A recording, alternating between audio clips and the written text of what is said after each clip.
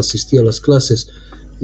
Además de que este tema es bastante largo, entonces, y tenemos que utilizar los 3 días para terminarlo. De ahí que, a pesar de que el día de mañana es feriado, entonces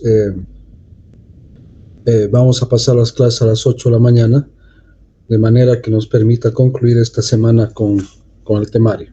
¿Ya?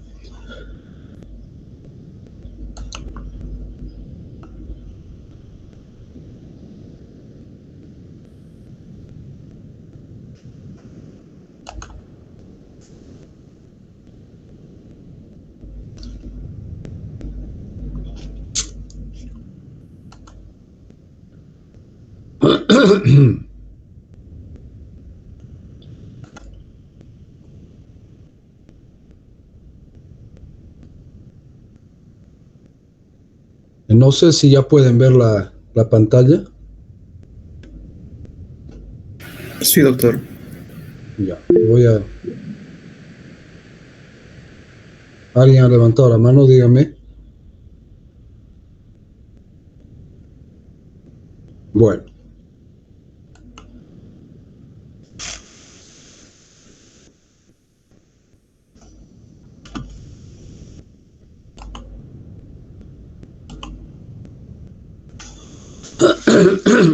Perdón. Entonces, ¿me escuchan? ¿Se ve la pantalla? ¿Me escuchan? ¿Está todo bien? Sí, doctor. Muy bien. Fármacos, entonces, utilizados en los trastornos de la coagulación. Como siempre, importante los objetivos de aprendizaje, los objetivos generales, reconocer los fundamentos de la coagulación sanguínea en el ser humano. 2. Describir fármacos, los prototipos de drogas anticoagulantes, trombolíticas, antiagregantes plaquetarios, en base a sus características farmacológicas relevantes. Describir los fármacos utilizados en los trastornos hemorrágicos en base a sus características farmacológicas más importantes. Eso sería en cuanto a los objetivos generales. En relación a los, a los objetivos específicos, hacer un listado de las principales características farmacológicas de los diferentes tipos de fármacos anticoagulantes, describir los principales fármacos anticoagulantes en base a sus características farmacocinéticas y farmacodinámicas relevantes, determinar los efectos adversos más importantes de los fármacos anticoagulantes, identificar los principales... No avanza la diapositiva. ¿No ha avanzado?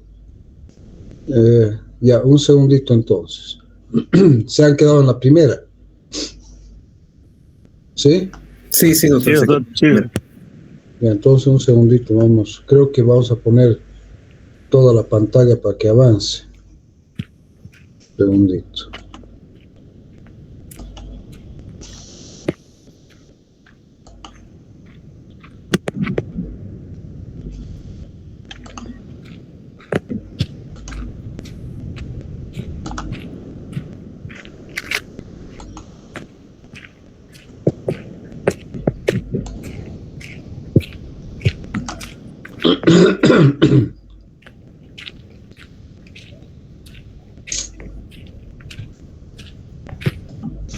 A ver, veremos ahora en qué slide están en la pantalla de ustedes.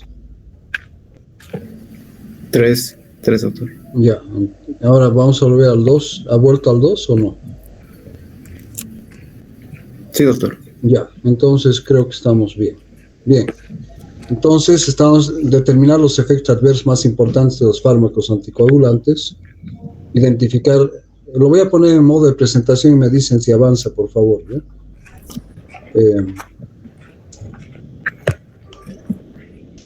A ver, voy a volver a la 2. ¿Ha vuelto o no? Sí, doctor. Ya, entonces estamos bien. Identificar las principales indicaciones terapéuticas de los fármacos que actúan como anticoagulantes. Describir a los fármacos trombolíticos en base a sus principales características farmacológicas. Cierren su micrófono, por favor. Hacer un listado de los fármacos antiplaquetarios, incluyendo sus características farmacológicas más importantes, Y por último, describir los fármacos utilizados en los trastornos hemorrágicos y sus características farmacológicas relevantes. ¿Ya? Entonces, como siempre yo les digo, los objetivos son muy importantes, digamos, para que ustedes como estudiantes tomen. ¿Alguna persona está con micrófono abierto? Por favor, cierre su micrófono. Bien. Son importantes porque en base a estos ustedes deberían utilizar cualquier fuente de información farmacológica válida para poder cumplir con lo que dicen los objetivos, ¿no? No se olviden que los objetivos dicen qué es lo que ustedes van a ser capaces de hacer al concluir las actividades de aprendizaje, tanto teóricas como prácticas. ¿Listo? Bien, vamos a empezar definiendo algunos términos. Tenemos hemostasia, que son todos aquellos mecanismos que tienden a evitar la pérdida de sangre por extravasación espontánea o por trauma abierto, ¿no es cierto? Desde el mismo término de hemostasia, ¿no es cierto?, que hemo se refiere a sangre y estasia el equilibrio, es decir que la sangre cumple un papel fundamental en la vida y no puede haber pérdida de sangre, y por lo tanto el organismo tiene una serie de mecanismos que tienden a evitar la pérdida de sangre. Ahora, esta pérdida de sangre puede ser ya por la lesión de un vaso, o por un trauma, una lesión tisular, o una extravasación espontánea de sangre por alguna patología. Bien, lo siguiente que se debe considerar es que la sangre debe permanecer fluida dentro de la vasculatura y coagularse rápidamente cuando se expone a superficies subendoteliales en sitios de lesión vascular. ¿Ya? Esto es lo que normalmente debe ocurrir, ¿no es cierto? La sangre debe circular en forma fluida dentro de los vasos y coagularse cuando sea necesario. Sin embargo, hay que tomar en consideración que a veces las superficies subendoteliales quedan expuestas y eso hace de que patológicamente se activen los mecanismos de coagulación sanguínea que lleva a cuadros patológicos a su vez, como ser la trombosis o el tromboembolismo. Entonces, normalmente existe un equilibrio entre la coagulación y la fibrinólisis que evita tanto la trombosis como la hemorragia. Es decir, tiene que haber un equilibrio, ¿no es cierto?, entre la coagulación y la fibrinólisis. Es decir, que la sangre, como decíamos al comenzar, debe permanecer fluida dentro de la vasculatura, pero es importante que también se coagule cuando sea necesario. Entonces, la alteración del equilibrio a favor de la coagulación produce un cuadro patológico que se denomina trombosis. Entonces, ¿qué es la trombosis? Es la formación no deseada de un tapón hemostático o trombo en el interior de los vasos sanguíneos o el corazón o las arterias coronarias, que puede condicionar otro cuadro patológico que es el embolismo, que es la siembra de fragmentos o pedazos del trombo en otros sitios distantes, como ser a nivel pulmonar, constituyendo el tromboembolismo pulmonar. Entonces, los fármacos que se utilizan en el tratamiento de la trombosis incluyen los fármacos antiplaquetarios, anticoagulantes y fibrinolíticos. ¿Ya? Entonces, ¿cuál es la diferencia? Los antiplaquetarios son aquellos fármacos que impiden el primer paso de la coagulación sanguínea, es decir, la formación del tapón plaquetario a través de la agregación plaquetaria, ¿no? Estos generalmente se los utiliza en forma profiláctica, es decir, para evitar de que haya una trombosis o un tromboembolismo. Y los anticoagulantes, como su nombre indica, son aquellos fármacos que impiden que haya coagulación sanguínea. Particularmente son aquellos fármacos que impiden que la cascada de la coagulación con sus tres componentes se active. Y los fibrinolíticos son aquellos fármacos que ya actúan sobre el tapón o el coágulo de fibrina, que es el resultado de los mecanismos de coagulación sanguínea a través de, primero con la formación del tapón plaquetario y luego con la formación del coágulo de fibrina, que es el paso final de la cascada de la coagulación, seguido de un proceso de fibrinólisis que promueve la transformación del plasminógeno en plasmina para disolver el coágulo de fibrina. Estos son estos fármacos fibrinolíticos que actúan de esa manera. Todos estos fármacos, y eso no se olviden, aumentan el riesgo de hemorragia. Todos estos fármacos. Entonces, ¿cuál es el principal efecto adverso de los antiplaquetarios, de los anticoagulantes y los fibrinolíticos? Es la hemorragia. Bien, en este cuadro, que es bastante didáctica, ustedes van a ver al centro la hemostasia, ¿no es cierto? Hemos dicho que busca mantener el equilibrio entre el flujo de la sangre sin coagularse y la coagulación sanguínea. Entonces tenemos por un lado la diátesis hemorrágica, que es cuando disminuye la actividad coagulante, ¿ya? Disminuyen los factores vasculosanguíneos que promueven la coagulación, es decir, que disminuye la actividad de la cascada de la coagulación o se bloquea la cascada de la coagulación, aumentan los factores que contrarrestan la acción trombógena, es decir, de coagulación y formación de trombos, y aumenta la actividad fibrinolítica. Entonces, todo esto puede provocar una hemorragia. Por el otro lado, la diátesis trombótica, es decir, que aumenta la actividad hemostática, ¿no es cierto? Entonces, aumentan o se facilitan los factores vasculosanguíneos, disminuyen los factores que contrarrestan la acción trombógena y disminuye la actividad trombolítica. Por lo tanto, por este lado, en el lado izquierdo, tenemos la formación del trombo y por este otro lado, en el lado derecho, la hemorragia. Son dos procesos opuestos y al centro se encuentra la hemostasia, ¿no es cierto? Y aquí muy bien representada por lo que viene a ser, digamos, un vaso sanguíneo con su luz, ¿no? Que debe permanecer intacta para que pueda fluir fácilmente la sangre. Bien, ¿cómo se logra la hemostasia? Lo primero que ocurre es un espasmo vascular. El espasmo vascular lo que busca es evitar la pérdida de sangre. Ahora, este espasmo vascular funciona en vasos de pequeño calibre y a veces hasta de mediano calibre, pero el espasmo vascular que en vasos pequeños puede ser suficiente para evitar la pérdida de sangre, en los grandes vasos no funciona por su calibre, pero sí ayuda a contrarrestar la pérdida de sangre. Luego, en segundo lugar, tenemos el tapón plaquetario, que es el primer tapón que se forma. Luego tenemos la formación del coágulo de fibrina, que inicialmente es un coágulo de fibrina soluble, que luego se transforma en un coágulo de fibrina insoluble. Y por último, ¿no es cierto?, por último viene el proceso contrario, que es la disolución del coágulo a través de la fibrinólisis y la proliferación de tejido fibroso. Esto, en teoría, busca restablecer el flujo sanguíneo por aquel vaso que inicialmente estaba dañado y luego debería ser, entre comillas, como decimos, reparado para permitir la circulación de sangre. ¿Ya? Entonces, estos son los pasos. Espasmo vascular, tapón plaquetario, formación del coágulo de fibrina y seguido de la fibrinólisis y la proliferación de tejido fibroso. En este otro cuadrito vemos, ¿no?, el vaso lesionado, ¿ya? Se produce, aquí no estamos viendo, pero sí debería haber la vasoconstricción, aquí tratando de cohibir la hemorragia.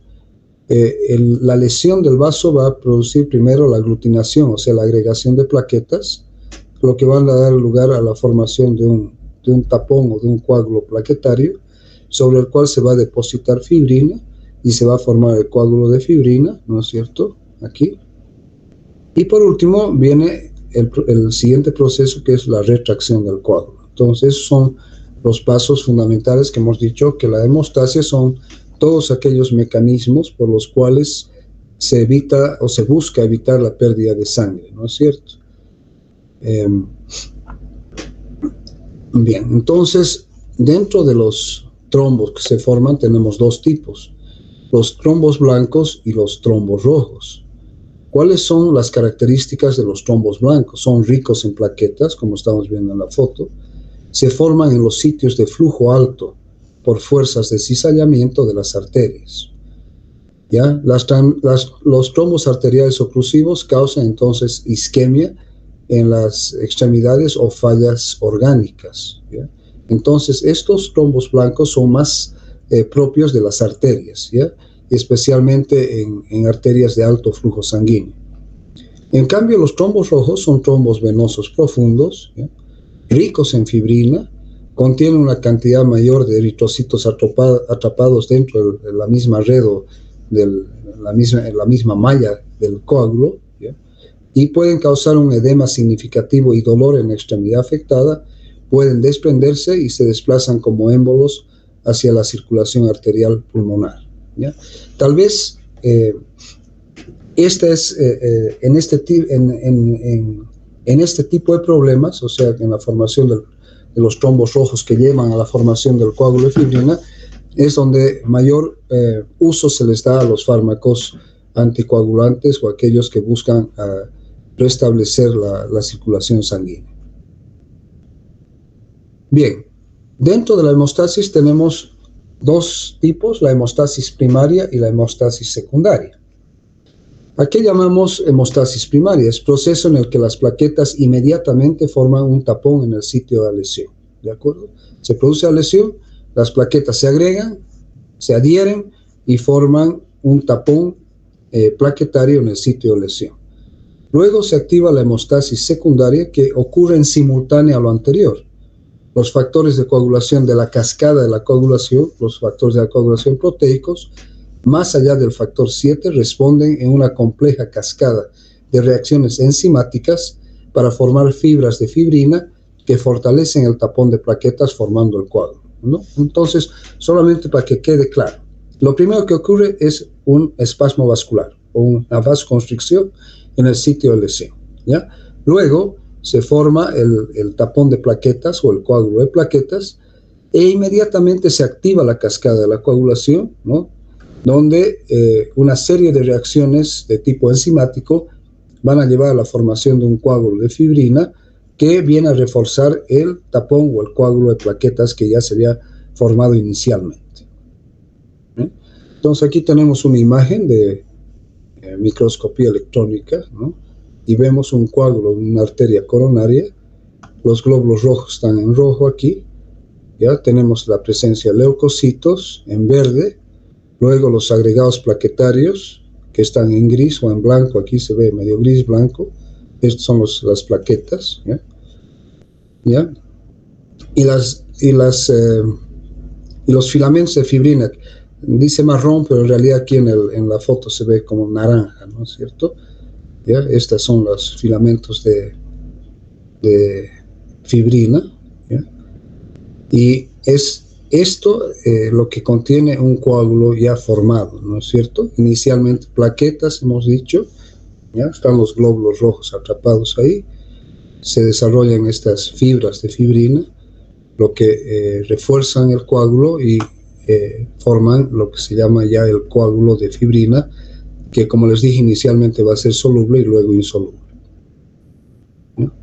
Inclusive tiene leucocitos, ¿no? Hemos dicho aquí en verde, ¿ya? Entonces glóbulos rojos, plaquetas, algunos leucocitos, las fibras de fibrina, todo esto constituye entonces el coágulo.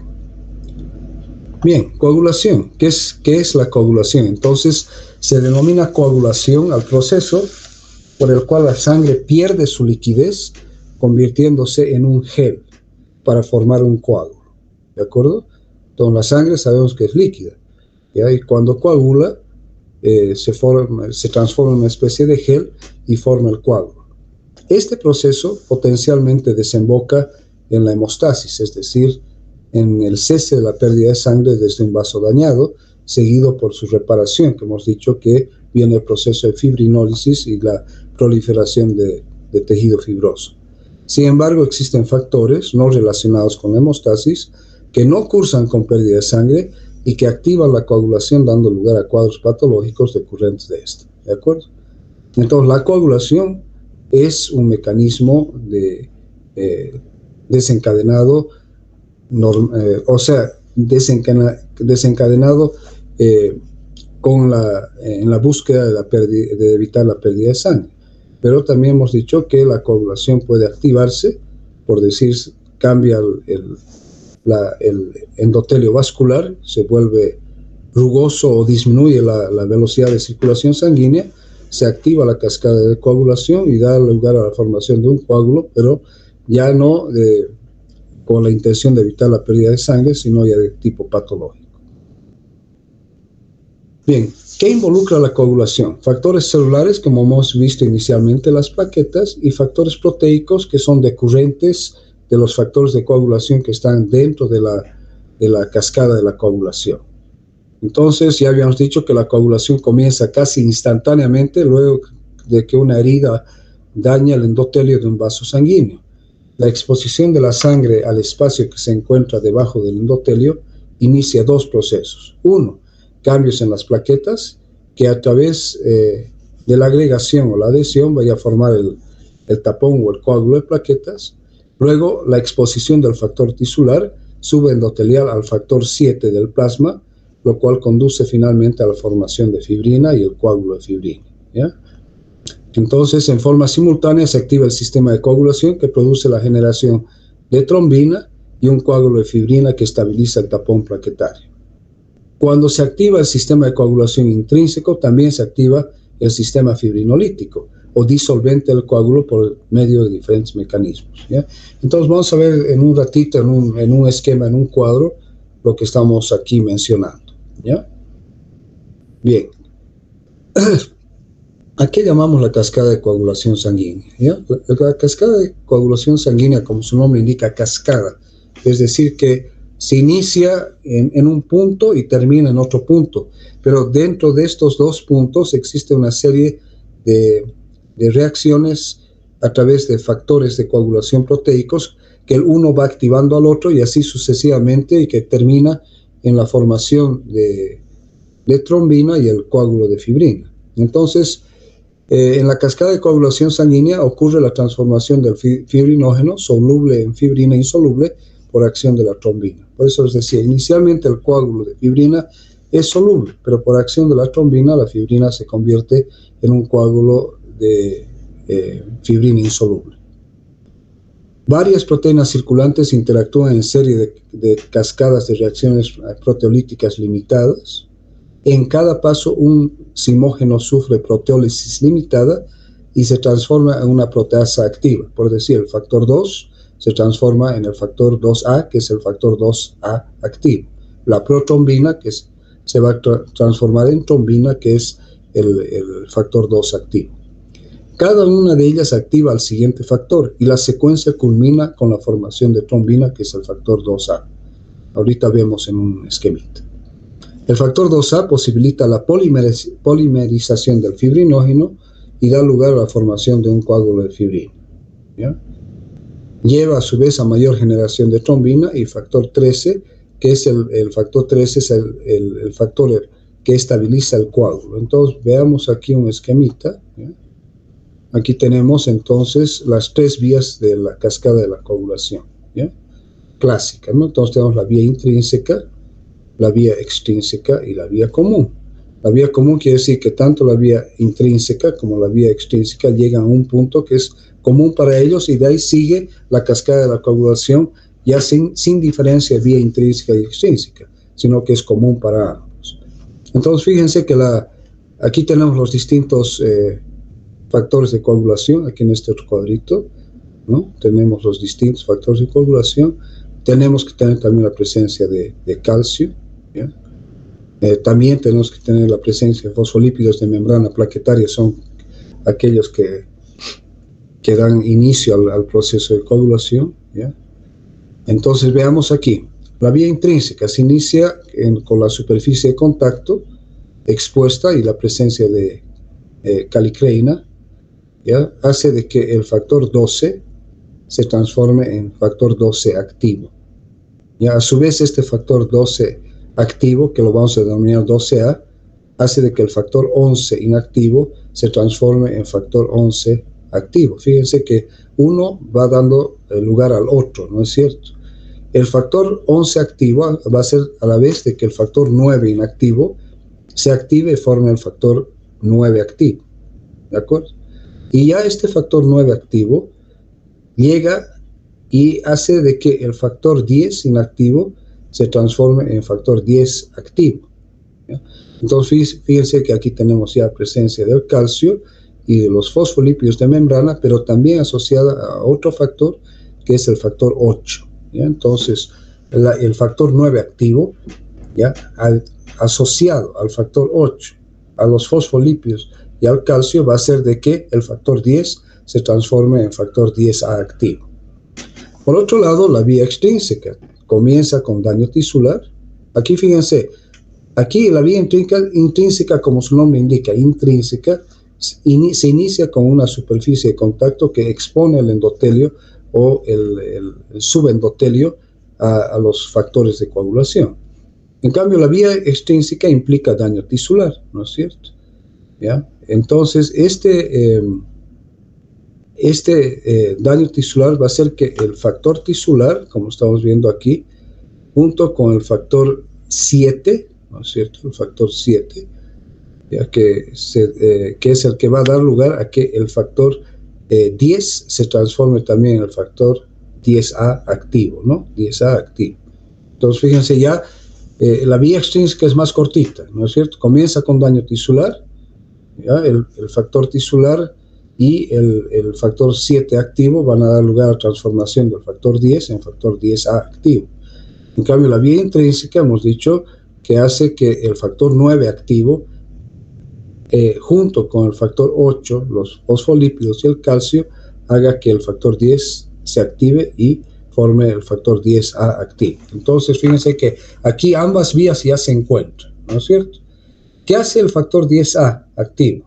Nuevamente, con la presencia de otras sustancias, ¿no? Como el calcio y los fosfolípidos de membrana, va a hacer de que la protrombina se transforme que es el factor 2, se transforme en trombina, que es el factor 2 activo. ¿De acuerdo? ¿Ya? Ahora, miren, si nosotros seguimos hacia abajo, este factor 2 activo, que es la trombina, o sea, la serina proteasa, va a hacer de que el fibrinógeno inactivo se transforme en fibrina activa, ¿ya? O sea, fibrinógeno a fibrina. Muy bien, y se forma entonces el coágulo o el tapón de fibrina, impulsado también por un factor que es el factor 13, que es activado también por la trombina, y este factor 13 activo hace o promueve que la fibrina, que inicialmente forma un coágulo soluble, se transforme en un coágulo insoluble. ¿Ya? Entonces creo que con esto han comprendido lo que es la cascada de la coagulación. Bien, en este otro slide podemos ver que la activación plaquetaria, ¿no es cierto? O sea, las plaquetas más que todo, o sea, el primer paso del tapón plaquetario, ¿ya? Sabemos que el ácido araquidónico es el precursor de las ciclooxigenasas, ¿no es cierto? La 1, la 2, que van a dar lugar a la formación de prostaglandinas, prostaciclinas y tromboxanos. Entonces, justamente el tromboxano A2, el TXA2, ¿ya? Que es conocido como activador de plaquetes y es un potente vasoconstrictor. A la vez esto también va a estar relacionado con el difosfato de adenosina, ADP, que también es un poderoso inductor de la agregación plaquetaria, y por último la serotonina, el 5-HT, que también estimula la agregación plaquetaria y la vasoconstricción. Entonces, estos tres elementos, el tromboxano A2, el difosfato de adenosina y la serotonina, son todos estimulantes de la agregación plaquetaria. Bien.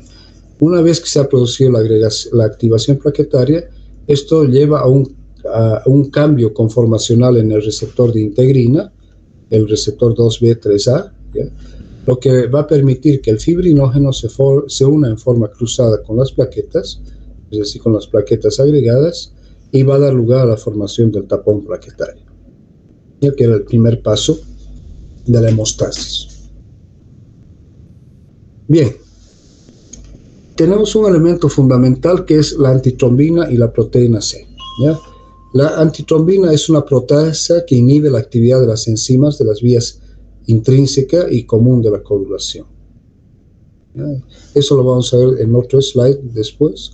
La antitrombina 3, que es una globulina alfa 2, es uno de los inhibidores más importantes, ¿ya?, del factor 10A, porque no solo neutraliza la trombina, sino todas las serinoproteasas de la cascada, tanto el factor 10A, el factor 9A, el factor 11A y el factor 12A. Entonces, fíjense, ¿ya? Que actúa la antitrombina sobre el factor 2, ¿ya? 2A, pero también sobre el factor 10A, el factor 9A, el factor 11A y el factor 12A. Fíjense aquí en orden, ¿no? 9, 10, 11 y 12, para que no se olviden, más el factor 2. ¿Qué es la proteína C? La proteína C activada por trombina en presencia de trombomodulina, junto a su cofactor, la proteína S, inactiva a su vez a los factores 5 y 8 activados, es decir, el factor 5A y el factor 8 activado. Entonces, ¿qué es la proteína C? Es un anticoagulante natural propio del organismo.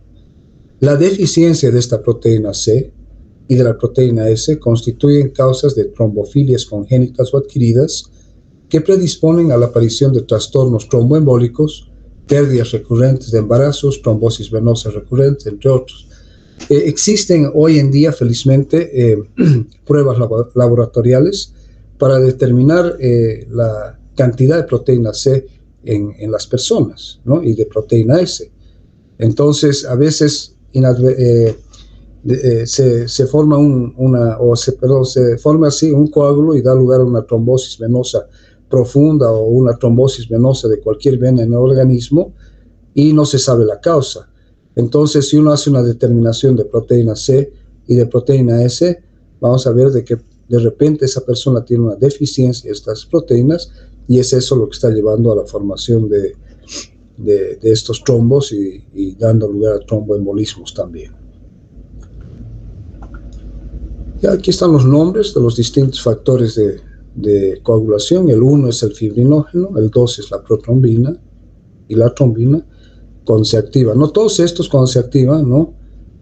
Adquieren el sufijo o la letra A minúscula, ¿no? Entonces, el 1 fibrinógeno, el 2 protrombina, el 3 tromboplastina, también conocido como tromboquinasa, el 4 es el calcio, el 5 es la proacelerina, el 6, igual que el factor 5, este término se utiliza generalmente, igual que la acelerina. El factor 7 es la proconvertina, o también conocido como factor estable, acelerador de la conversión de la protrombina del suero.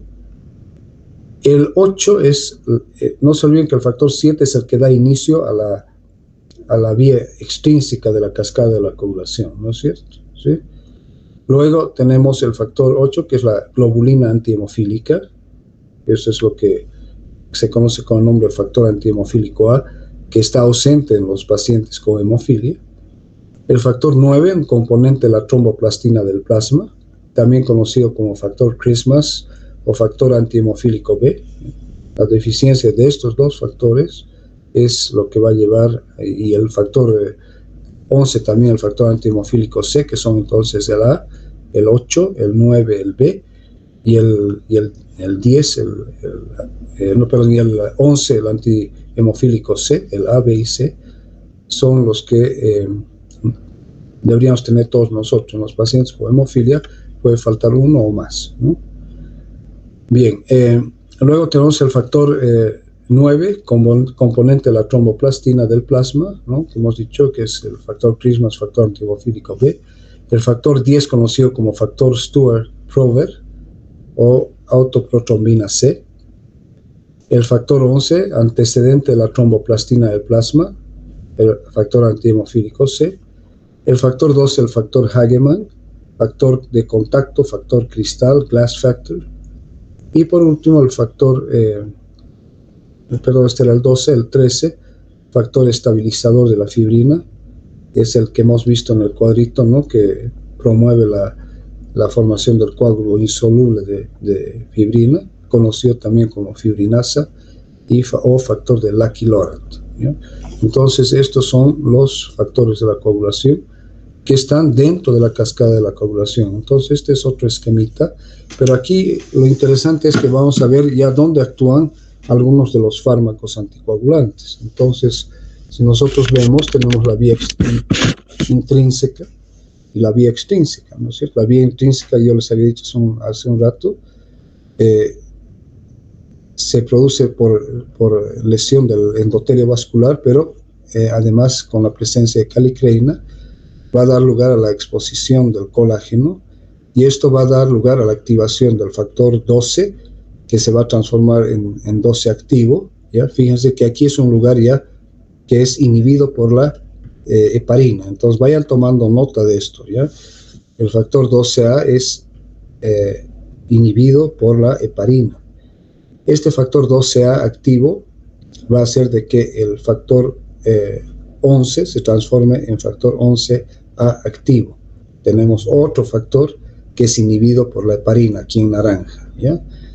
Luego tenemos el factor 9, ¿ya? Que se transforma por acción del 11A en 9 activo, que también es inhibido por la heparina. Entonces veamos qué factores son inhibidos por la heparina en la vía intrínseca. El factor 12A, el factor 11A y el factor 9A, ¿de acuerdo? ¿Sí? Estamos viendo por la vía intrínseca. A su vez, fíjense que aquí hay un triangulito amarillo con negativo. Este factor 9 es inhibido también por la warfarina, que es un anticoagulante oral. Entonces estamos viendo que aquí la warfarina y la heparina inhiben ambos el factor 9. La diferencia está que el factor 9 como tal es inhibido, no es inhibido, sino que la warfarina impide la formación de este factor 9, ¿ya? Aquí está en negativo. Y el factor 9 activo es inhibido por la heparina. Entonces el 9 es por ambos, ¿ya? Este factor hemos dicho, ¿no? De que este factor en presencia también del factor 8 que se activa, ¿no? Y este factor 9 activo más el factor 8 activo más calcio más fosfolípido plaquetario va a llevar entonces a la activación del factor 10, que se va a convertir de factor 10 a factor 10 activo. Fíjense que este factor también está relacionado con el efecto de la warfarina, es decir, es un factor que la warfarina impide que se forme, ¿ya? Entonces fíjense que ya estamos viendo dos factores que no se forman por acción de la heparina, el factor 9 y el factor 10, ¿no es cierto? Y este factor 10 que se transforma en el factor 10 activo, que es el punto donde se inicia la vía común. Por otro lado, la vía extrínseca, ¿ya? Les había mencionado, tenemos el factor 12 activo y el factor 11 activo, que hemos dicho que son inhibidos por la heparina, más la presencia de una lesión en un vaso, que va a dar lugar a la presencia de células endoteliales expuestas a la sangre, va a dar lugar entonces a la activación del factor 7, ¿no? El factor 7 se va a activar, el factor 7A, y aquí fíjense que es otro factor relacionado con la warfarina que no se va a producir por acción de la warfarina. Entonces el factor 7 se transforma en factor 7A y esto va a la vía común, ¿no es cierto? ¿Ya? Va a la vía común, ¿no es cierto? ¿Sí? Pero a la vez en este esquema vemos que el factor 7A también hace de que el factor 11 se active, ¿de acuerdo? Entonces fíjense, ¿qué va a hacer la warfarina aquí? ¿No? Va a ser de que se impida la formación del factor 7 y al no haber factor 7 no va a haber factor 7 activo, y también por este lado va a impedir que el factor 11 9 se transforme en 9 activo, ¿de acuerdo? Entonces ahí también actúa la warfarina. Entonces hemos dicho que la warfarina hasta ahora hemos visto que actúa sobre el factor 7, 9, ¿no? Y el factor, y ahorita vamos a ver que también la warfarina impide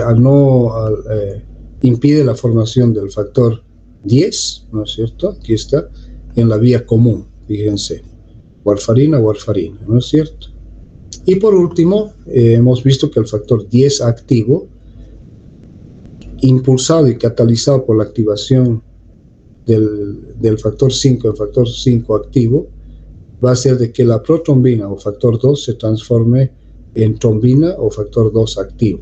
Aquí también actúa la warfarina. Entonces fíjense, ¿dónde actúa la warfarina? Actúa impidiendo la formación del factor 2, vamos a ir en orden, el factor 2, el factor 7, el factor 9 y el factor 10, ¿de acuerdo? Entonces la warfarina impide la síntesis del factor 2, para ir en orden, 2, 7, 9 y 10. ¿Ya? La heparina, ¿dónde la hemos visto a la heparina? ¿Ya? La heparina va a impedir, ¿no es cierto?, la activación del factor 11A, el factor 12A, aquí por este lado, 11A, 12A, ¿no es cierto? ¿Sí? Y el factor 9A. ¿De acuerdo? Ahí está la heparina. Inhibe. Muy bien. Luego tenemos entonces la protrombina, se transforma por reacción del factor 10 activado, el factor 2, en la trombina, que es el factor 2 activado. ¿Ya? Y este factor 2 activado, ¿no?, va a dar lugar a la transformación del fibrinógeno en fibrina. ¿Ya? Aquí. Esta fibrina va a llevar a la formación del coágulo de fibrina, y este coágulo va a ser disuelto con la transformación del plasminógeno en plasmina, que va a llevar a la disolución del coágulo. ¿Ya?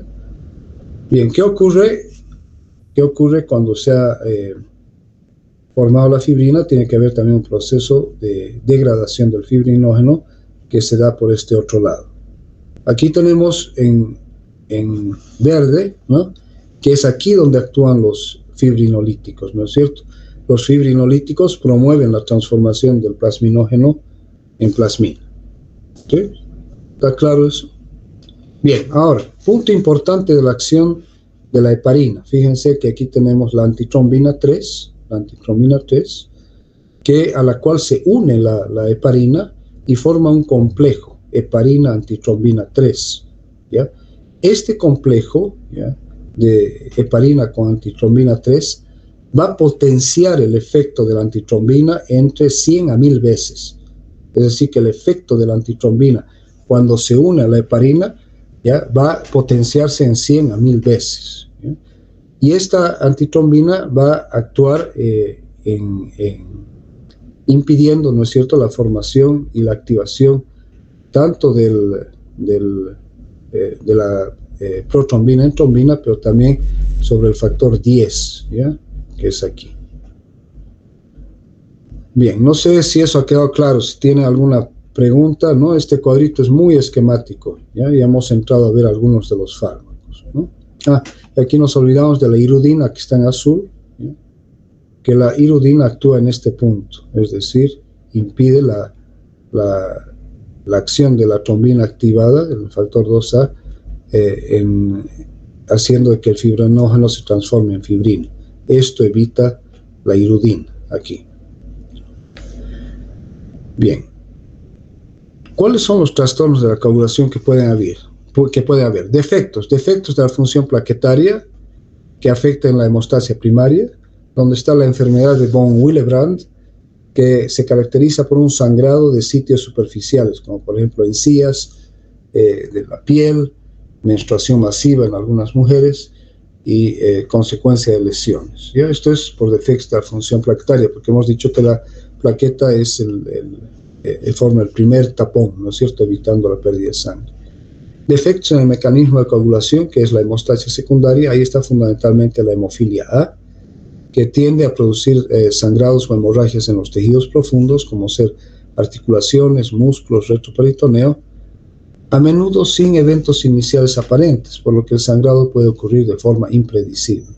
¿Ya? Entonces, los defectos de la coagulación pueden darse a nivel de la función plaquetaria o también a nivel de los mecanismos de coagulación a nivel de hemostasia secundaria.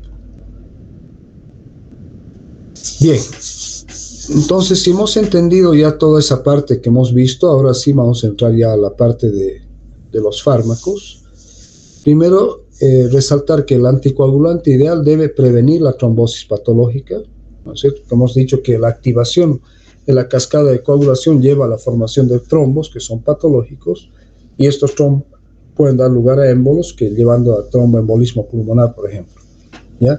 Entonces, el anticoagulante ideal debe prevenir la trombosis patológica, debe limitar la lesión por reperfusión y debe permitir la respuesta normal a la lesión vascular y no provocar hemorragia. Eso sería lo ideal. Hemos dicho que el efecto adverso más común a todos estos es la hemorragia. ¿Ya?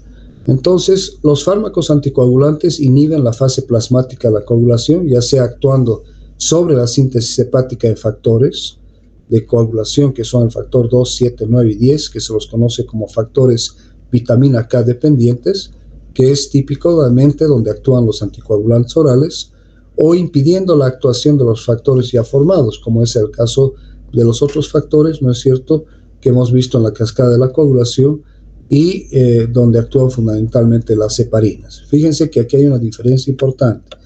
Los anticoagulantes orales tipo cumarínico, tipo warfarina, van a actuar impidiendo la formación de los factores de coagulación, por ejemplo el 2, el 7, el 9 y el 10, ¿no es cierto?, pero a formarse, no formados.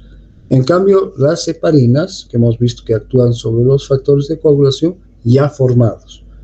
Entonces, el inicio anticoagulante de los anticoagulantes orales es demorado cuando se refiere a los cumarínicos.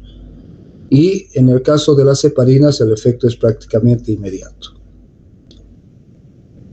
Bien, a su vez, los anticoagulantes los vamos a dividir en anticoagulantes de acción directa y anticoagulantes de acción indirecta. Entonces, los anticoagulantes de acción directa son aquellos que por sí solos son capaces de inhibir la cascada de la coagulación, ¿ya? Por ejemplo, anticoagulantes directos de la trombina o anticoagulantes directos del factor 10 activado.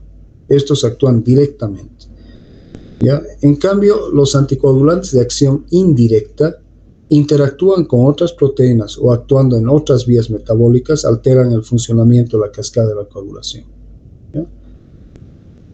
Bien, aquí tenemos entonces, por otro lado, los inhibidores mediados por antitrombina 3, donde están las heparinas no fraccionadas, las heparinas de bajo peso y las heparinas, el derivado heparínico sintético, como es el fondaparinux.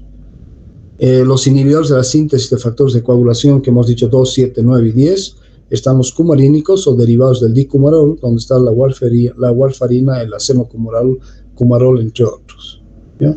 Y de acción directa, la irudina, el argatroban o otros anticoagulantes directos del factor 2 o del factor 10A activado, ¿ya? Bien. Los anticoagulantes también pueden ser entonces parenterales, donde están las heparinas, tanto la heparina no fraccionada como la heparina de bajo peso molecular, ¿ya?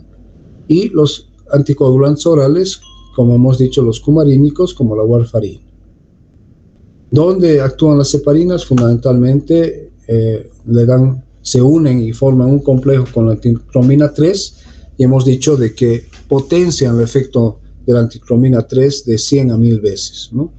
En cambio, los cumarínicos, como la warfarina, al impedir la síntesis de los factores de coagulación que hemos dicho 2, 7 y 9, 10, que son los vitamina K dependientes, van a prevenir la consolidación de un coágulo estable, pero también las heparinas van a hacer lo mismo, ¿no es cierto?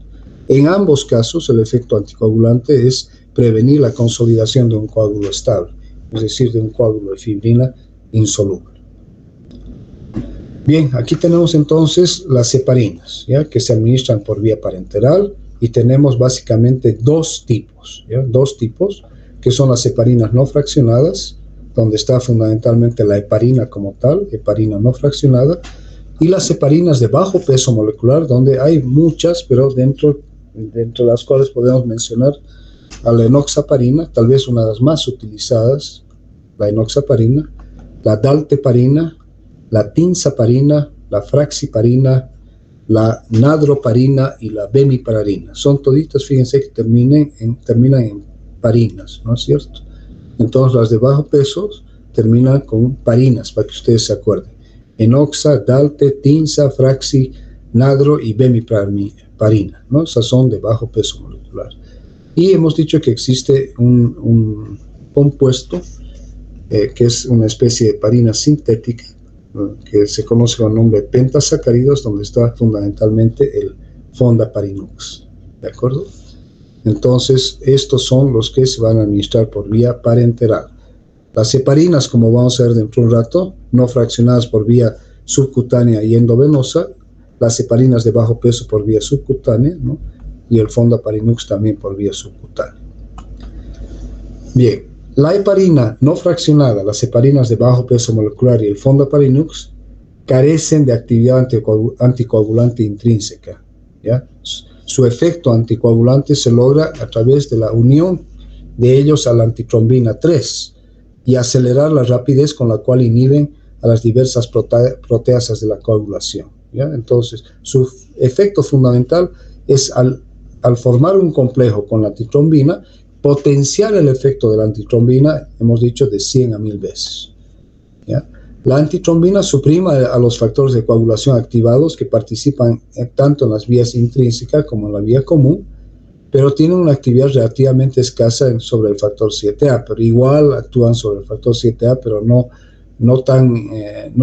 en forma tan importante como en los otros factores. Solo las moléculas de heparina que tienen 18 unidades de sacárido o más, peso molecular mayor a 5400 daltons, tienen la longitud suficiente para abarcar, y fíjense aquí, abarcar entre comillas, juntas a la antitrombina y la trombina, ¿de acuerdo? Juntas a la antitrombina y la trombina. Solamente las heparinas de alto peso molecular van a abarcar tanto a la antitrombina 3 como a la trombina, ¿ya? Las heparinas de bajo peso molecular, ¿no?, que tienen un peso hasta 5000 daltons, ¿no?, son demasiado cortas para cumplir la función de unión y carece de efecto en la rapidez de inhibición de la trombina por parte de la antitrombina. Entonces, ¿qué está diciendo esto? Que las heparinas de bajo peso actúan más sobre la antitrombina y el factor 10A que sobre la trombina, ¿ya?, porque son más cortas, ¿no es cierto? El fondaparinux, análogo de la secuencia de pentasacáridos de la heparina o de las heparinas de bajo peso molecular, que media su interacción con la antitrombina, posee solo actividad sobre el factor 10A. Entonces, tanto las heparinas de bajo peso, ¿ya?, como, tanto las heparinas no fraccionadas van a actuar, hemos dicho, sobre el factor, van a tener efecto sobre el factor 10A y sobre el factor 2, ¿no es cierto? Pero las heparinas de bajo peso, ¿no?, solamente van a tener actividad o efecto sobre el factor 10 y no sobre el factor 2, ¿ya? Y también en el caso del fondaparinux, ¿no?, va a actuar solamente sobre el factor 10A y no sobre el factor 2. Entonces, el fondaparinux y las heparinas de bajo peso van a actuar solamente sobre el factor 10A. En cambio, las heparinas no fraccionadas, tanto sobre el factor 10A como el factor 2A, ¿ya? Las heparinas no fraccionadas, las heparinas fraccionadas y el fondaparinux se utilizan para comenzar el tratamiento de la trombosis venosa y la embolia pulmonar por su rápido inicio de acción. Entonces, si nosotros tenemos un paciente que ha desarrollado una trombosis venosa profunda y ha hecho un tromboembolismo pulmonar, inmediatamente se debe administrar ya sea heparina no fraccionada, generalmente por vía endovenosa, o heparina fraccionada por vía subcutánea y el fondaparinux también. Entonces, son lo primero que se debe utilizar cuando existe un problema tromboembólico. Bien, heparina. Entonces, ¿de dónde deriva la palabra heparina? Su nombre deriva de la palabra hígado en griego, ¿ya? La heparina, de ahí que viene heparina, ¿ya? Es un polisacárido sulfatado de origen animal que se une a las células endoteliales y a proteínas plasmáticas. Las heparinas no fraccionadas tienen un peso molecular entre 5000 y 30000 daltons, no fraccionadas. En cambio, las heparinas fraccionadas o heparinas de bajo peso molecular tienen un peso que va de 2000 a 6000 daltons, ¿ya?, pero no más allá, ¿ya? Su actividad biológica depende del inhibidor de proteasa plasmática, que es la antitrombina 3A, potenciando su efecto hasta, hemos dicho, entre 100 a 1000 veces. ¿A qué factores inhibe la heparina? Hemos dicho y lo volvemos a repetir: factor 2A, factor 9A, factor 10A, factor 11A y factor 12A, ¿ya? Bien, al actuar sobre factores de coagulación preformados, su efecto anticoagulante inmediato es rapidísimo, ¿no es cierto?, tanto para las heparinas no fraccionadas como para las heparinas fraccionadas. ¿Y a través de qué se monitorea el efecto anticoagulante de la heparina? A través del tiempo parcial de tromboplastina activada o también a través del tiempo parcial de tromboplastina. Estos son los dos pruebas de laboratorio que se deben pedir para monitorear el efecto de la heparina no fraccionada. ¿Ya? Ojo, la heparina no fraccionada se monitorea, su efecto anticoagulante se monitorea laboratorialmente a través del tiempo parcial de tromboplastina y el tiempo parcial de tromboplastina activada. Eso para que no se olvide, ¿ya?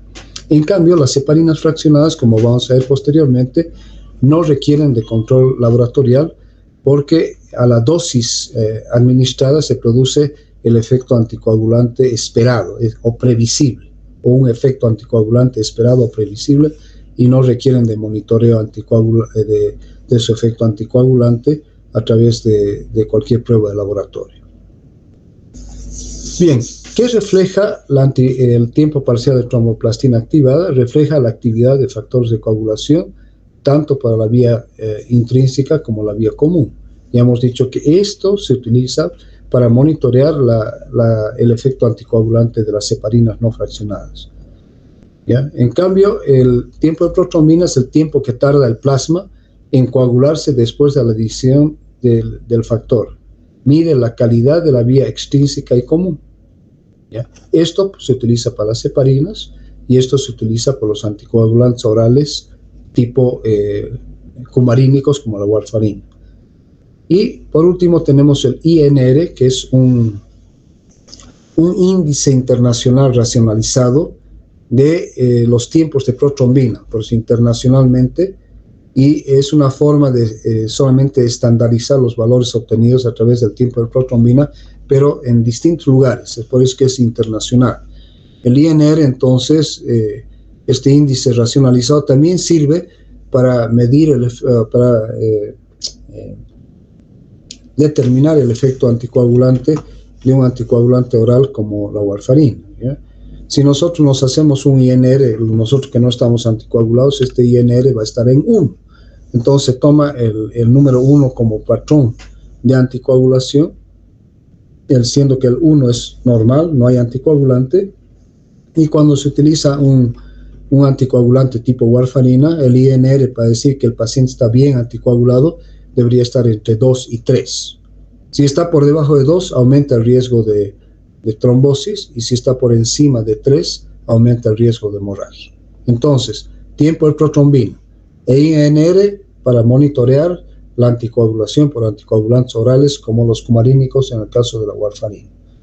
¿Ya? En cambio, el tiempo parcial de tromboplastina activada es para monitorear el efecto anticoagulante de las heparinas no fraccionadas, porque hemos dicho que las fraccionadas no requieren de monitoreo laboratorial. ¿Ya? Esto es lo que estamos hablando, ¿no? La heparina y el complejo que forma con la antitrombina. ¿Ya? Hemos dicho que las heparinas, al unirse a la antitrombina, va a hacer de que el efecto de la antitrombina se potencie de 100 a 1000 veces, ¿no? Y que tengan una acción más rápida con las proteasas de la cascada de coagulación. Las heparinas no fraccionadas de alto peso molecular, ¿no? Hemos dicho que van de 5000 a 30000 Daltons, tienen una gran afinidad por la antitrombina 3 e inhibe a 3 factores, especialmente al factor 2, el factor 9 y el factor 10A, pero también hemos dicho que el 12.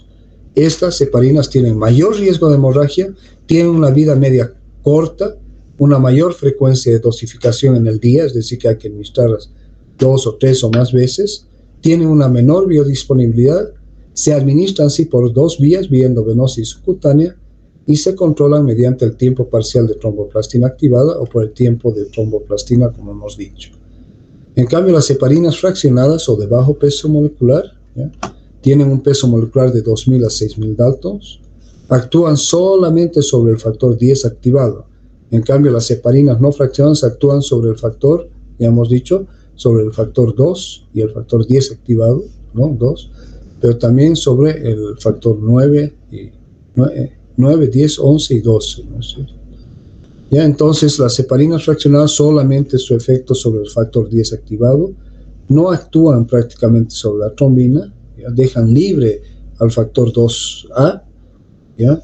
Son más seguras, tienen menor riesgo de hemorragia que las no fraccionadas, tienen una mayor biodisponibilidad que las no fraccionadas, su efecto también es más prolongado que las no fraccionadas, la frecuencia de dosificación es generalmente de una vez al día, pero puede ser de 2 veces al día, se administran solamente por vía subcutánea, no requieren, hemos dicho, de control por laboratorio, y hemos puesto de ejemplos a esto, a la enoxaparina, dalteparina, tinzaparina, etc. ¿Ya? Entonces, esto es más o menos comparativo entre las heparinas no fraccionadas y las fraccionadas. En este cuadrito vamos a pasar. En este cuadro también es un cuadrito comparativo, ¿ya? Entre heparinas no fraccionadas, aquí en este lado, y heparinas fraccionadas, nuevamente, peso molecular de las no fraccionadas, hemos dicho de 5.000 a 30.000 generalmente, en este cuadro considera de 4.000 a 40.000, y las no fraccionadas hemos dicho de 2.000 a 6.000, pero en este cuadro de 3.500 a 6.000. Fíjense que la biodisponibilidad de la no fraccionada es 30% y de la fraccionada 92%, una gran diferencia. ¿Ya? Donde se elimina la no fraccionada en endotelio y las fraccionadas a nivel del riñón. La vida media de la no fraccionada hemos dicho que es corta, en cambio de la fraccionada es más larga. Su efecto es menos predecible, de ahí que requiere de laboratorios de monitoreo. En cambio, las heparinas fraccionadas o de bajo peso molecular su efecto es predecible, por lo tanto no requieren de control laboratorial.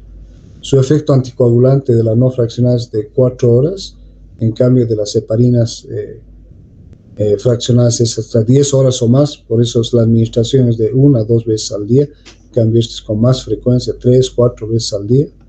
El modo de administración de la no fraccionada es subcutánea, pero también endovenosa en infusión continua a dosis múltiples. En cambio, las fraccionadas, hemos dicho preferentemente una dosis única al día. Importante esto de que la heparina no fraccionada tiene un antídoto, que es el sulfato de protamina, que la inactiva en el 100%. En cambio, el efecto de la protamina sobre las heparinas fraccionadas es solamente el 40 al 70%, o sea, es mucho más bajo. Reacciones adversas mayores con las heparinas no fraccionadas, menores con las no fraccionadas, menores con las fraccionadas.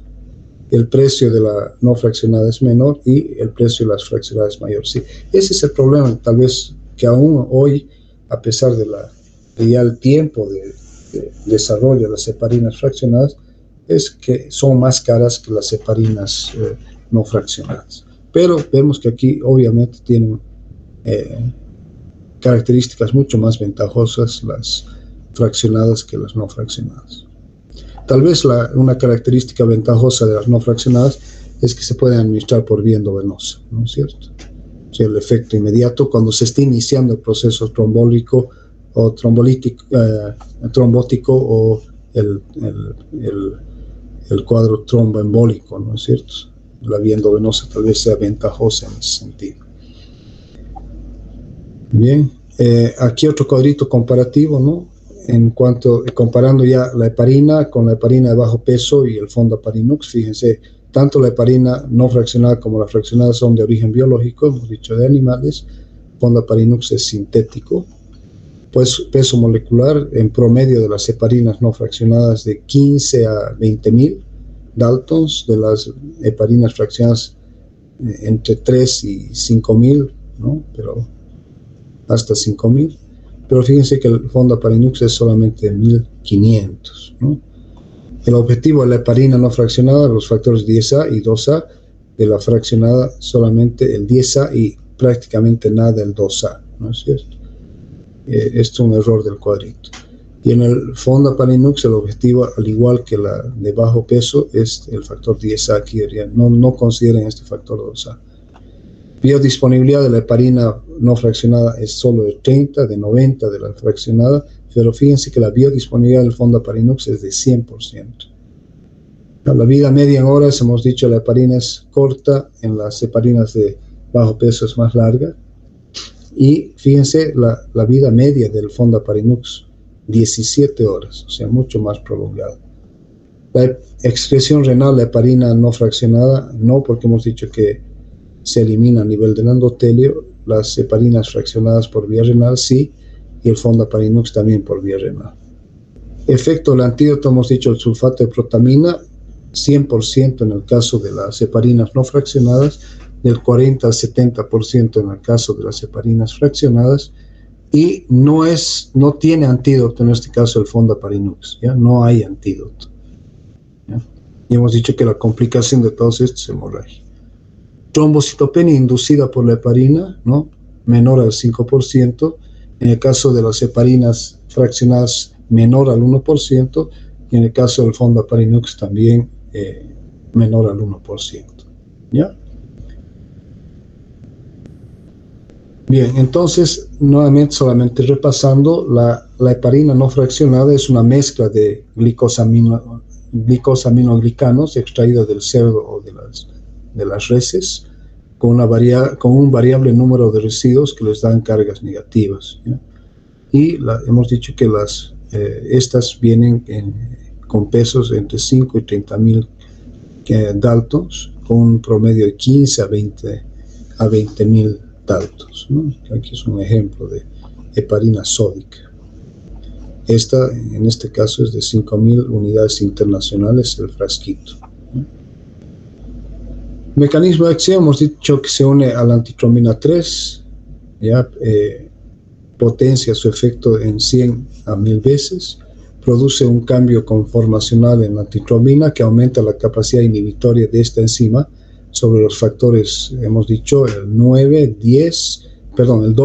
el 10, el 11 y el 12, ¿no es cierto? ¿Ya? Entonces, la aceleración de la inactivación de la trombina se debe a la formación de un complejo terciario, en este caso antitrombina, heparina y trombina, ¿no es cierto? ¿Ya? Entonces, fíjense que en ambos casos, tanto en el caso del factor 2A, activado la trombina, como sobre el factor 10A, es lo mismo, la formación de un complejo, ¿ya? El complejo heparina, antitrombina, en este caso trombina, y aquí el complejo entre heparina, antitrombina 3 y el factor 10A. Forma un complejo que es la manera entonces de ejercer su acción y potenciar el efecto anticoagulante de estas, ¿ya? Entonces, en este otro cuadrito, que es el que ya hemos visto, ¿ya? Está ya específicamente, fíjense, a las heparinas no fraccionadas, su efecto sobre el factor 10A y su efecto sobre la antitrombina 3, ¿no?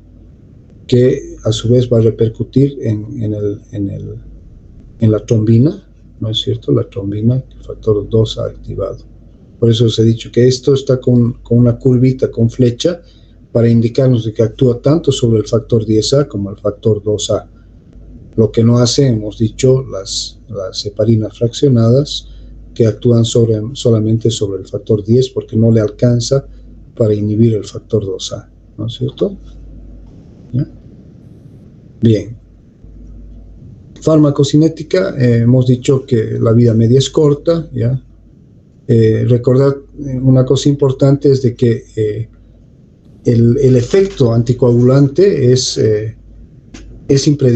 imprevisible, ¿no es cierto? Es decir, que no se produce un efecto anticoagulante previsible a una dosis, sino que puede ser un efecto anticoagulante no esperado o en mayor efecto anticoagulante o menor efecto anticoagulante, ¿no?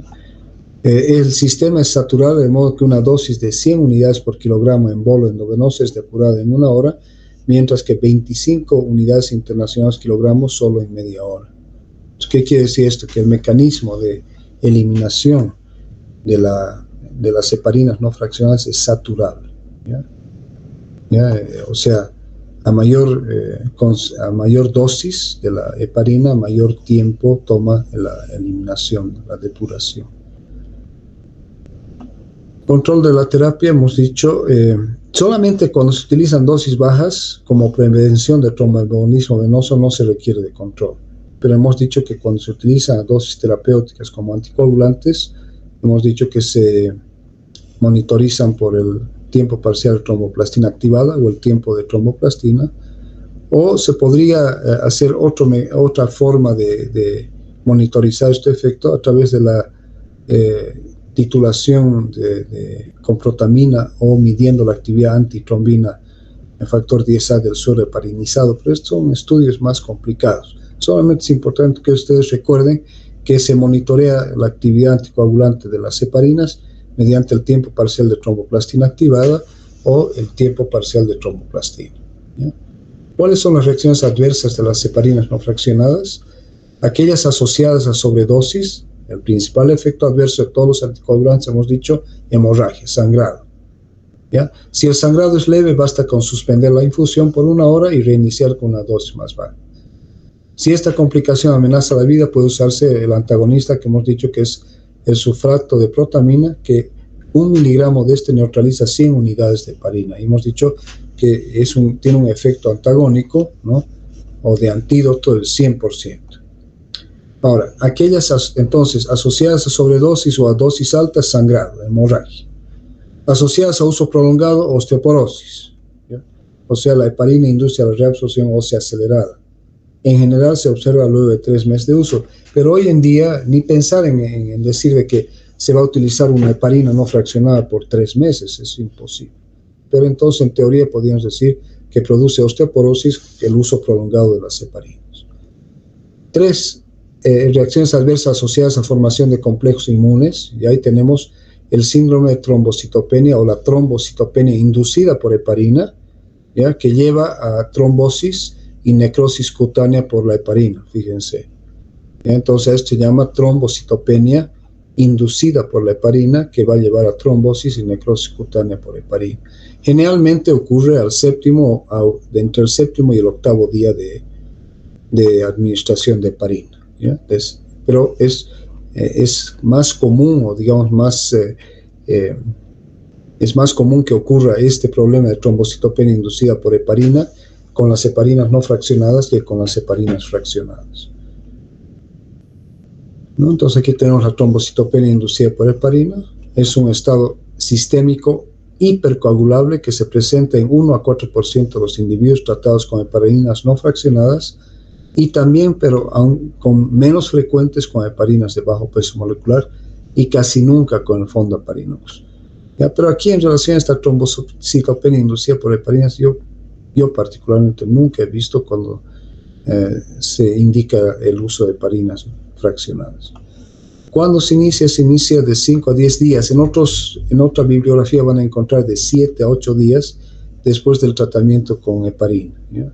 Por eso que tal vez el límite en relación a cuántos días debe ser una heparina no fraccionada para que no aumente el riesgo de la trombocitopenia inducida por heparina estaría entre el 7º y el 10º día, o sea, no utilizar más allá. Entonces lleva a complicaciones trombóticas, más comúnmente en mujeres y pacientes quirúrgicos. Es baja en las poblaciones pediátricas, fuera del contexto de la unidad de cuidados intensivos, y es relativamente rara en mujeres embarazadas. Miren qué interesante, ¿ya? Puede producir a su vez, irónicamente, ¿no?, tromboembolismo arterial y también tromboembolismo venoso, ¿ya? Entonces es un estado sistémico de hipercoagulación, ¿ya?, inducida por las heparinas, ¿no?, siendo que este es un anticoagulante. Bien, consideraciones que se deben tomar en cuenta. En todos los pacientes tratados con heparina se debe efectuar a menudo recuentos plaquetarios, ¿ya?, porque se puede producir un estado de hipercoagulabilidad, como hemos visto, porque se produce una depresión aguda de la proteína C, que hemos dicho que es un anticoagulante natural. Entonces, aparentemente, este estado de hipercoagulabilidad es inducida por una depresión aguda de la proteína C. Cualquier trombo nuevo que aparece se debe considerar sospechoso de una trombocitopenia inducida por heparina. Y los pacientes que desarrollan trombocitopenia inducida por heparina se tratan discontinuando la aplicación de heparina y administrando un inhibidor directo de trombina, como por ejemplo el dabigatran. No administrar warfarina, ojo, porque la warfarina tiene también, como vamos a ver posteriormente, como efecto adverso también puede provocar necrosis cutánea. Bien, entonces, ¿cómo se consigue la reversión de la acción de la heparina? Suspensión del medicamento, en primer lugar, ¿ya? No seguir, porque hemos dicho que la complicación más seria es la hemorragia. Entonces, suspensión del medicamento, no vamos a seguir administrando heparina, ¿ya? Entonces, en el caso de hemorragia está indicada la administración de un antagonista específico que ya hemos visto que es el sulfato de protamina por cada 100 unidades de heparina restantes en el enfermo. Se administra 1 miligramo de sulfato de protamina por vía endovenosa y hemos dicho que tiene un efecto antagónico del 100% en la heparina no fraccionada. La neutralización de las heparinas de bajo peso con la protamina solamente es del 30 al 70%, entonces no tenemos una neutralización completa con la protamina para las heparinas de bajo peso. Y hemos dicho y hemos visto en el cuadro que la protamina no revierte la actividad del fondaparinux, ¿no? El exceso de otro anticoagulante, que es el danaparoid, puede ser removido a través de plasmaféresis. ¿Ya? Pero importante esto, ¿ya? Protamina para la heparina no fraccionada, 100%. Protamina en las heparinas fraccionadas solamente el 30-70% y ningún efecto sobre el fondaparinux. Bien, vías de administración, ¿ya? En dosis terapéuticas se recomienda, cuando es heparina no fraccionada, la vía endovenosa en bombas de infusión, mejor. No utilizar la vía intramuscular porque va a llevar a la producción de hematomas, a veces de gran tamaño, extremadamente dolorosos. Y se controla su actividad, hemos dicho, con el tiempo parcial de tromboplastina activada. Esto nos permite ajustar la dosis, ¿no es cierto? Ya sea aumentar o disminuir la dosis. Cuando lo utilizamos como profilácticamente para el tromboembolismo, se recomienda la vía subcutánea con intervalos de administración de 8 a 12 horas, o sea, de 2 a 3 veces al día, como ya les dije, ¿ya? La absorción es más lenta, obviamente, por vía subcutánea que por la vía endovenosa. Y en estos casos, cuando se utiliza profilácticamente, generalmente se utilizan dosis bajas y no necesitan de control laboratorial, ¿ya? Bien, ¿cuáles son los usos para las heparinas? Tanto la no fraccionada como la fraccionada y el fondaparinux se utilizan, como hemos dicho antes, para comenzar el tratamiento de la trombosis venosa y de la embolia pulmonar por su rápido inicio de acción, ¿ya? Por lo regular, entonces, se administra primero un antagonista oral de la vitamina K, como la warfarina, y se continúa el uso de heparina o derivados de ella durante 5 días. ¿Por qué? Porque la warfarina demora entre 2 a 5 días a alcanzar su efecto máximo. Entonces tú inicias, digamos, empiezas administrando warfarina, un comprimido, e inmediatamente utilizas una heparina durante 5 días para luego dejar al paciente solamente con la warfarina, ¿ya? Los 3 anticoagulantes también se emplean en la etapa inicial del tratamiento de individuos con angina inestable o infarto agudo del miocardio. Es otro uso importante, ¿no es cierto? Porque sabemos que el infarto agudo del miocardio se produce por la activación del sistema de coagulación a nivel de un vaso ateromatoso, por ejemplo, con una placa de ateroma que hace que se active la coagulación, forma un trombo que ocluye parcialmente o completamente la coronaria o las coronarias afectadas, ¿ya? En casi todas las indicaciones, en casi todas estas indicaciones, las heparinas de bajo peso y el fondaparinux han sustituido a la heparina no fraccionada, ¿ya? Que se administra, estas se administran por vía subcutánea, en venoclisis continua, por sus ventajas farmacocinéticas que permiten la administración subcutánea 1 o 2 veces al día en dosis fijas o ajustadas al peso corporal y sin medición seriada de la coagulación, ¿no? Entonces, fíjense que inclusive las heparinas fraccionadas y el fondaparinux tienen el mismo efecto anticoagulante que la administración de heparina en venoclisis, ¿ya? Entonces, en consecuencia, las heparinas de bajo peso o el fondaparinux se utilizan para el tratamiento ambulatorio de individuos con trombosis venosa o con trombosis, o sea, trombosis venosa profunda o trombosis venosa o tromboembolismo pulmonar. Muy importante, ¿ya? ¿Por qué? Porque las heparinas de bajo peso, ¿no es cierto?, y el fondaparinux se administran subcutáneo. Inclusive el mismo paciente puede administrarse esto. El hidraparinux, el hidrabiotaparinux y la avidina no están disponibles para empleo clínico corriente. Estos son ya anticoagulantes derivados del fondaparinux, o sea, no derivados, sino de las mismas características que el fondaparinux, ¿no es cierto?, pero que todavía están en etapa de preuso clínico corriente, ¿ya? Entonces, usos clínicos, como estamos diciendo, las no fraccionadas, prevención o tratamiento de cuadros trombóticos de cualquier índole, prevención del tromboembolismo venoso en patologías médicas con factores de riesgo de complicación con trombosis venosa profunda, por ejemplo, una fractura de cadera. ¿Ya? Entonces, inmediatamente se debe administrar heparinas. ¿Ya? Cirugías con o sin factores de riesgo, ¿no? Aquí en este cuadro ven, este es el resultado de una trombosis venosa profunda y este es un corte de un tejido pulmonar donde los émbolos se han depositado en los pulmones, ¿no? Y esto puede poner en riesgo la vida.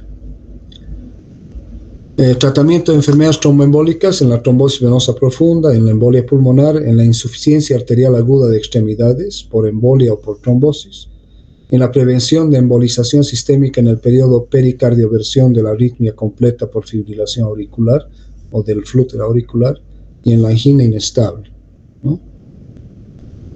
Entonces aquí hay otro slide donde nos muestra trombosis venosa, embolismo pulmonar, coagulación diseminada, cirugía arterial y cardíaca, enfermedades del cerebro vasculares de origen trombótico, es decir, isquemias cerebrales, ¿no? O accidentes cerebrovasculares de tipo isquémico, infarto al miocardio, embolismo arterial, prevenir la coagulación en transfusión sanguínea y pacientes postrados que están en cama por mucho tiempo, factores de pacientes de edad avanzada que no tienen mucha actividad física o que están postrados en cama y que tienen un alto riesgo de desarrollar una trombosis o un tromboembolismo. Entonces, fíjense, trombosis venosa, embolismo pulmonar, coagulación diseminada, cirugías arteriales cardíacas para prevenir la formación de trombos, enfermedades cerebrovasculares de origen trombótica, infarto en miocardio, embolismo arterial, en la transfusión sanguínea y pacientes prostrados. Esas son las aplicaciones clínicas.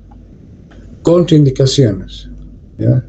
Pacientes con trombocitopenia inducida por heparina, hemorragia activa o pacientes que padecen de hemofilia, trombocitopenia significativa, púrpura trombocitopénica, hipertensión severa, porque a mayor presión, mayor riesgo, ¿no es cierto?, de sangrado, de un vaso que pueda sangrar, hemorragia intracraneal, obviamente, tuberculosis activa, lesiones ulcerosas en el aparato gastrointestinal porque aumenta el riesgo de sangrado, amenaza de aborto, ¿ya? Carcinoma visceral o enfermedades hepáticas o renales avanzadas, pacientes con reciente intervención quirúrgica del cerebro, de la médula espinal u ojos, aquellos que recibirán punción lumbar o bloqueo anestésico regional, obviamente porque va a provocar sangrado, y utilizar en embarazados solo cuando esté claramente indicado, pero sí se puede utilizar en pacientes embarazados, ¿no? Bien, las heparinas de bajo peso molecular, para que concluyamos con la clase de hoy, ¿ya? Estamos solamente repasando lo que ya hemos dicho. Son aquellas que tienen un peso molecular, hemos dicho, de 2000 hasta 6000 Daltons, hemos dicho. ¿Cómo se consiguen? La depolimerización química o enzimática de la heparina no fraccionada produce moléculas más pequeñas, con pesos moleculares entre 1 y 10 kilodaltons. La media hemos dicho que es de 2 a 6, denominadas heparinas de bajo peso molecular. Y dependiendo de la técnica de despolimerización o de fraccionamiento utilizada, se obtienen distintos tipos de heparinas de bajo peso molecular, cuyas propiedades farmacocinéticas son también distintas. ¿Qué quiere decir esto? ¿No es cierto? Ya que su biodisponibilidad, su vía de administración, la denominación de las unidades en las cuales se administran, hemos dicho que se eliminan por vía renal.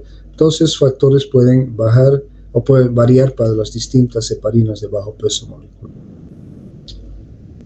Mecanismo de acción, hemos dicho, tal como la heparina no fraccionada, acelera la inhibición del factor 10A y de la trombina por la antitrombina 3 con la que forma un complejo, ya hemos visto eso, ¿no? Antitrombina 3, ¿no? La heparina, factor 10A, entonces forman este complejo, ya, de la antitrombina 3, la heparina fraccionada y el factor 10A. ¿Ya? Ahora, el efecto de las heparinas de bajo peso sobre la trombina prácticamente no es importante, hemos dicho, porque no alcanza, ¿no es cierto? ¿Ya? Entonces, Se diferencian en que las heparinas de bajo peso inhiben más al factor 10A que a la trombina. Por lo tanto, la relación de inactivación del factor 10A con la trombina es de 4:1 o 2:1. Entonces prácticamente dejan libre al factor 2A y por eso es que son más seguras, porque el riesgo de hemorragia disminuye porque su efecto es más sobre el factor 10A, ¿no es cierto? Y sobre la trombina es menor y por lo tanto el riesgo de sangrado es menor. Esto también hace de que su efecto anticoagulante, farmacocinéticamente hablando, no debe ser monitorizado o no necesita ser monitorizado por laboratorio. Y entonces aquí está el cuadrito, ¿ya? Lo mismo habíamos visto en el otro. La heparina de bajo peso molecular, su efecto es más sobre el factor 10A, ¿ya? Y formando el complejo con la antitrombina, que forma el complejo antitrombina, que es de 2 a 4:1, ¿no es cierto?, de la heparina no fraccionada en relación a la heparina fraccionada. Entonces prácticamente el efecto de las heparinas, fíjense que aquí inclusive en la línea con la flecha es gruesa y colorida y marcada, y fíjense que aquí la flechita es más delgadita, no colorida y no muy marcada, ¿no es cierto? Entonces su efecto mayor es sobre el factor 10A a través de la formación del complejo antitrombina factor 10A. En cambio, su efecto sobre la trombina es mucho menor que en relación a esto. Hemos dicho que es de 2 a 4 veces menor. Bien, al ser más pequeñas que la heparina, las heparinas de bajo peso, ¿ya?, se unen menos a células, se depuran más lento, se absorben mejor por vía subcutánea y su unión a las proteínas plasmáticas diferentes a la antitrombina 3 es menor, por lo tanto se une más a la antitrombina 3, ¿ya? Esto permite una mejor relación dosis-respuesta, es decir, que el efecto anticoagulante equivalente a igual dosis en personas diferentes. Eso hace lo que yo estaba diciendo hace un rato, que a una dosis determinada el efecto anticoagulante es predecible. Por lo tanto, eso hace, e insisto, en que no requieren de laboratorios de control. Se administran de 1 a 2 veces al día, hemos dicho generalmente una sola vez al día.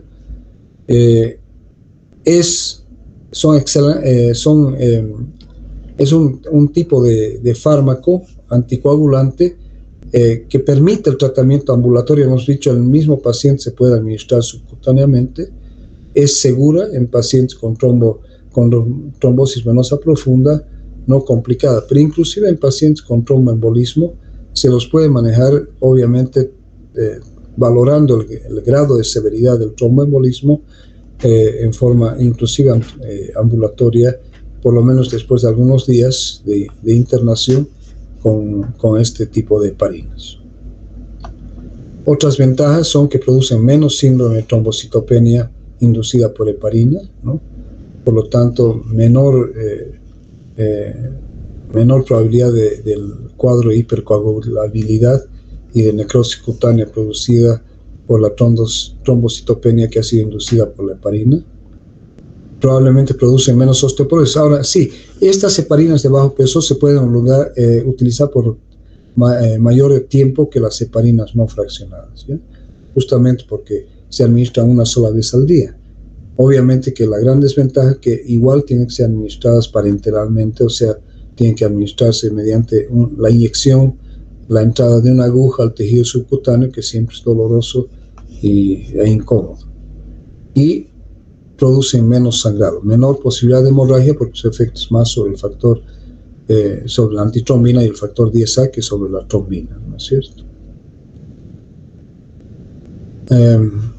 Aquí, ¿no? La inhibición del factor 10A por las heparinas de bajo peso induce a cambios muy discretos del tiempo parcial de tromboplastina activada, por lo que esto no sirve para el control, ¿ya? Y insisto, por su buena y predecible relación dosis-respuesta, no requieren de monitorización, salvo en nefrópatas, en los que se puede determinar su actividad antifactor 10A. Bien, aquí ejemplo de algunas heparinas de bajo peso, ¿no? Fíjense que la enoxaparina tiene un peso que varía entre 3.500 a 5.500, la T-delparina 4.000 a 6.000, la nadroparina 4.000 a 5.000, la logiparina de 4.900 no llega a los 5.000. Y estas son otras formas en desarrollo, por eso que sus denominaciones, que también fíjense de que en general están entre 3.500 y 5.000 en general sus pesos moleculares de todas ellas. Esta solamente la CH8140, que tiene un peso que ya va a 8.000, ¿no es cierto? Pero esta está en desarrollo. Bien, ¿cuál es la vía de administración? Hemos dicho la vía subcutánea. Ya vienen, esta otra cosa que hay que tomar en cuenta, que ya vienen en jeringas precargadas, ya con la dosis determinada. Entonces uno las saca de la caja o del embalaje y se las administra subcutáneamente, tanto en la profilaxis como en el tratamiento de enfermedades tromboembólicas. Eso es importante. Paciente que va a ser operada, por ejemplo, yo les puse en las clases prácticas a mis estudiantes, pacientes con una fractura de cadera, por ejemplo, que tienen que ser sometidas a cirugía y tienen riesgo de desarrollar tromboembolismo. Entonces se les administra en forma profiláctica, ¿no? Una heparina de bajo peso. Puede ser inclusive prequirúrgicamente y luego ya postquirúrgicamente, ¿no? Igual que las heparinas no fraccionadas, no administrar intramuscularmente.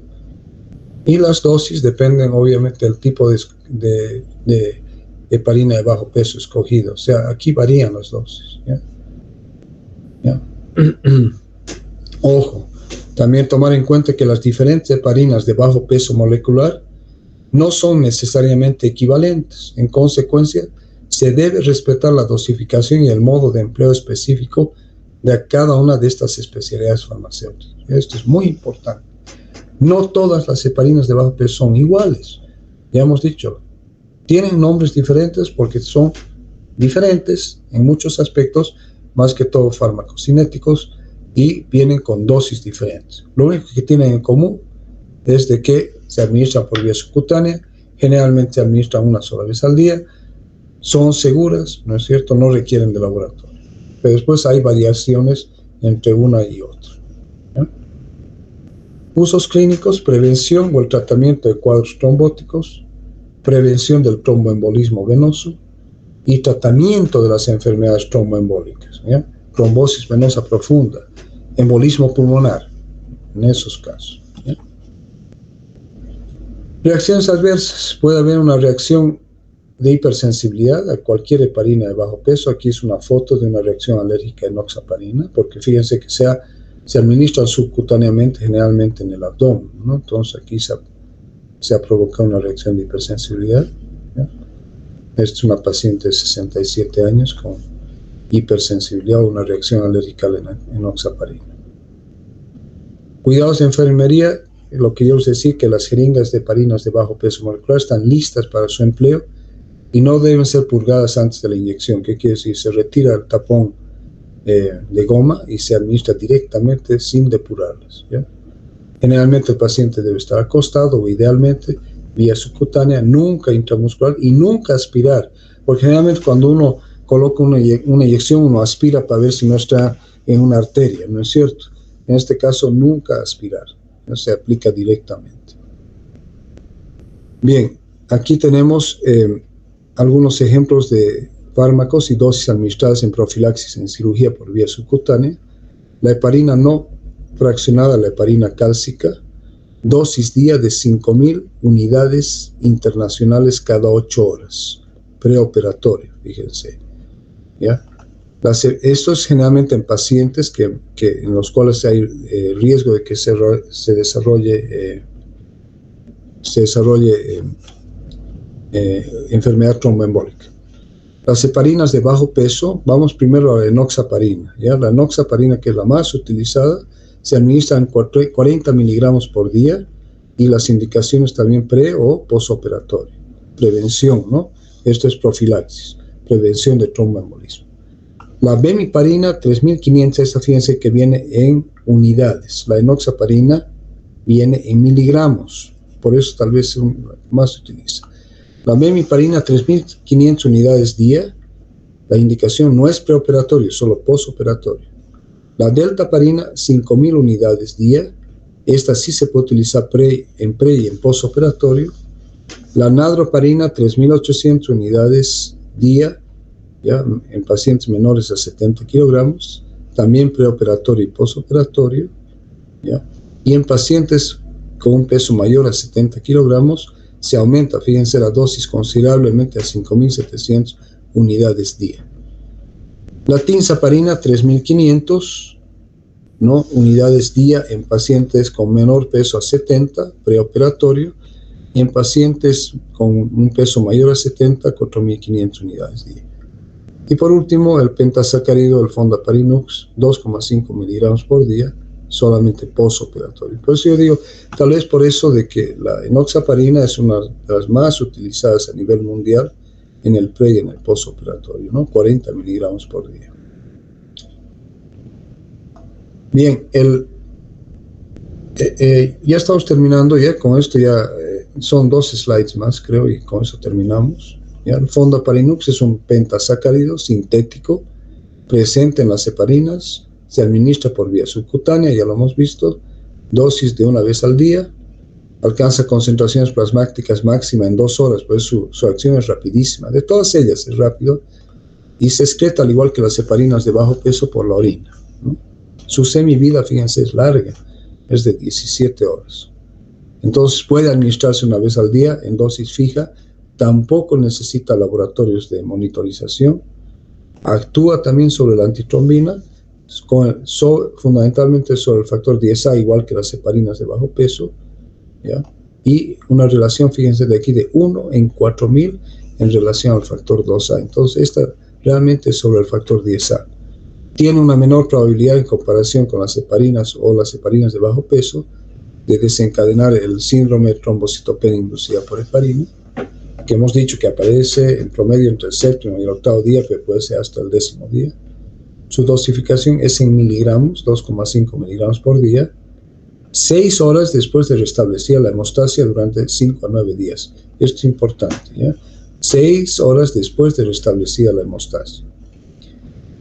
Se utiliza como tratamiento en la embolia pulmonar, la trombosis venosa profunda y alternativo en la trombocitopenia inducida por heparina. Entonces, cuando tenemos un paciente que tiene que ser anticoagulado y tú no puedes utilizar heparina porque el paciente tiene una trombocitopenia inducida por heparina, podrías utilizar el fondaparinux.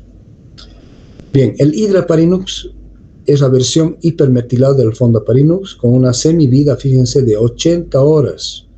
Esta se aplica por vía subcutánea una vez por semana, ¿no? Esa es una ventaja, ¿ya? Esta del fondaparinux hemos dicho una vez al día. El hidraparinux una vez por semana. Y para superar la falta de antídoto, se agregó al hidraparinux una fracción de biotina para obtener entonces el hidrabiotaparinux, que se puede neutralizar con avidina intravenosa. Pero estos hemos dicho que todavía no están con uso clínico, ¿ya? El hidraparinux, al cual se le ha añadido la biotina para formar el hidrabiotaparinux, que se podría neutralizar con la avidina. ¿Ya? Entonces la fase 3 aún se estudia, se encuentra en curso, ¿ya? Veremos qué pasa en el futuro. Y por último el ganaparoid, que es un compuesto por sulfato de heparán, dermatán y condroitín, específicos para unidades del factor 10A. Entonces actúa sobre el factor 10A. Heparán, dermatán y condroitín, ¿ya? Es un aparano químicamente diferente de la heparina. Actúa indirectamente también sobre el factor 10A vía antitrombina 3 y directamente sobre el factor 2A. Fíjense entonces que el ganaparoid actúa tanto sobre el factor 10A en forma indirecta, pero también en forma directa sobre el factor 2A y sobre el factor 9. ¿Ya? Entonces, el ganaparoid es mixto, ¿ya? Tiene efecto indirecto sobre el factor 10A, directo sobre el factor 2A y el factor 9. No tiene hipersensibilidad cruzada con esta y se administra por vía subcutánea y vía endovenosa, ¿ya? Se utiliza como tratamiento alternativo, o sea, en los casos en que hay trombocitopenia inducida por heparina y también en prevención del de la trombosis venosa profunda. ¿Ya? Bien, con eso concluiríamos y mañana continuamos con los anticoagulantes orales. Si tienen alguna pregunta, quedaríamos ahora con eso. No sé si está todo claro. Si hay alguna pregunta, ¿qué me dicen? Doctor, en el caso de que una paciente embarazada haya llegado con preeclampsia y por tanto ya va a tener hipertensión, ya no, y evidentemente tiene trombosis venosa profunda, no daría heparina no fraccionada, sino pasaría directamente a una heparina de baja molecular. Sí, una fracción.